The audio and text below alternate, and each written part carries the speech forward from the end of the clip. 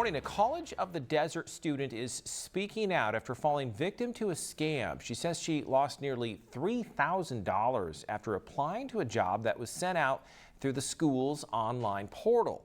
News Channel 3's Madison Weil has more on how that technique used by the scammer could happen to anyone and how you can prevent it. The student was looking for a part-time job to help with bills and tuition. She's been out of work due to the pandemic. I have 2 jobs right now. I'm unemployed. Plus, I have my car insurance, my car bills. I pay rent. She shows me an email that got sent to her student email address through her College of the Desert online portal. The email says it's from the Student Employment Office, notifying students of a job opening for a personal assistant position, offering $350 a week to help with tasks like paying bills and sending emails. Since it was coming through College of the Desert, I didn't think much of it. I just thought it was a normal job. Marquez says she applied and got the job. The scammer, going by the name Shelby Olson, began communicating with her through emails and texts. She says Olson sent her a check and asked her to deposit it into her own personal account. Olson then asked her to use that money to pay bills for her online. I didn't want anything to do with it. Once I had realized, it just wasn't adding up. She says she had deposited the check and saw the money show up in her account.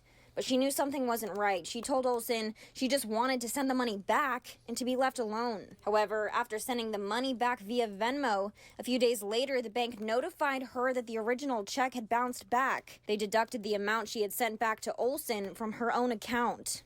The check bounced, and unfortunately, that was my money, and now that money is negative in the bank account. Marquez had unknowingly sent nearly $3,000 of her own money to the scammer. She says scams like this take advantage of people who don't realize that even if you deposit a check and see the funds in your account, that check can still bounce back days later and that money can be taken out. I started crying. It's really hard because I'm kind of embarrassed. To me, $2,850.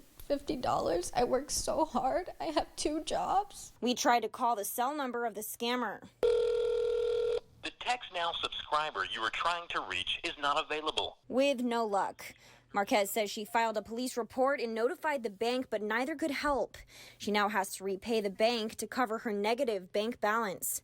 A challenge for the student who already works to help provide for her family. I have my parents and then my 4 other siblings. And is trying to save up to go to school to become a teacher. Those savings that I had were so I can continue my education. Sharing her story in hopes others don't make the same mistake. I just hope that it doesn't happen to anyone else. Madison Weil, News Channel 3.